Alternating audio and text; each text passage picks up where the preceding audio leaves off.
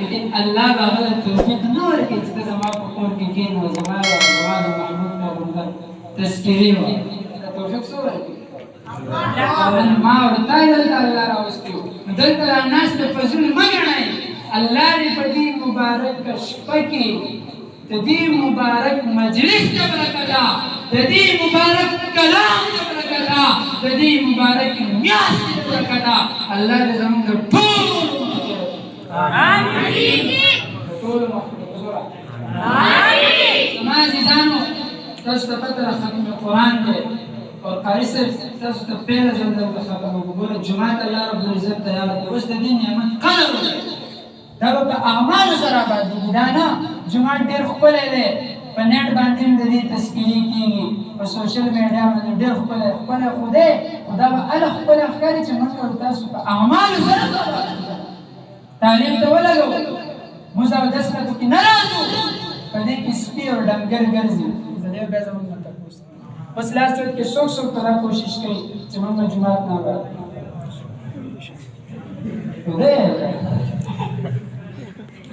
ویښ ویښه وی اورېدلي مې نومونه هم څلور دي توجه زما طرف ته اورېدلي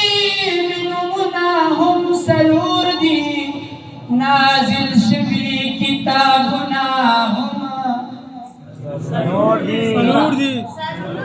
نازل شوي کتابونه څلور دي نمبر 1 نمبر 1 تورات نمبر 2 نمبر 3 نمبر 4 ماشاءالله اور 10 تاسو تبلیغی جماعت او تاسو ګلابي او د دې جماعت برکت ته ما په دې ځای کې خلکو نه تاسو کو چې هغه آسماني کتابونه نومونه الحمدلله زمره سعادت خبره دا مومن دی الله رحم دی وای اوریدل نومونه هم سلور دي نازل شوي کتابونه سلور دي اور چې رخصت دې دنیا شهد ګورا اسره په دیوان کې سوچو چې رخصت دې دنیا شهد ګورا ستا سفر په سلور بازوګانی چې رخصت دې دنیا شهد ګورا اچھا ستا سفر با یوازې بستا نه ګورې زمون بل سره پسو غړې و اور چې دې قبر کې دې کې دې بیا نظر شا چې دې قبر کې دې کې دې الله دې موږ ټول ته قبر نصیب کړي ولر کرونا وخت قبر هم چته نصیب کړي جنازې هم نصیب کړي الله دې موږ ټول ته قبر نصیب کړي وې چې دې قبر کې دې کې دې بیا نظر شا اور چې دې یو دیوال مخابل تشاشي چې دیو دیوال مخابل مصر ته مړی سملول لیکل وقفه دي چې دیو دیوال مخابل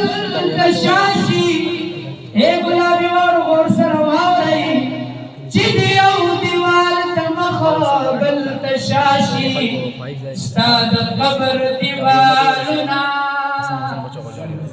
زور وای سلوک دي کنه فرشتہ د قبر دیوالنا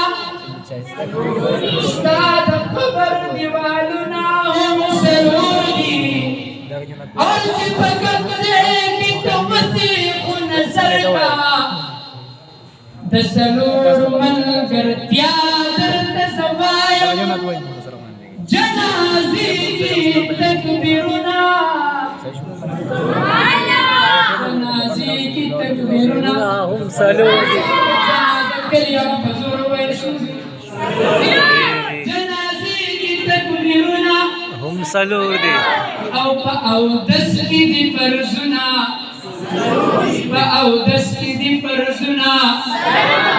اور زبندا فقیر در تداوایم لے ملگر سلور ملگر دیان رئی د نبی آغا یاران دی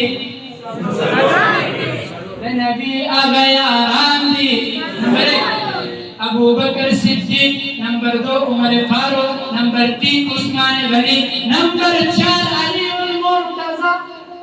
رضی اللہ تعالی عنہ د نبی آغا یاران دی دا سبق په نه اورم بلخا سوري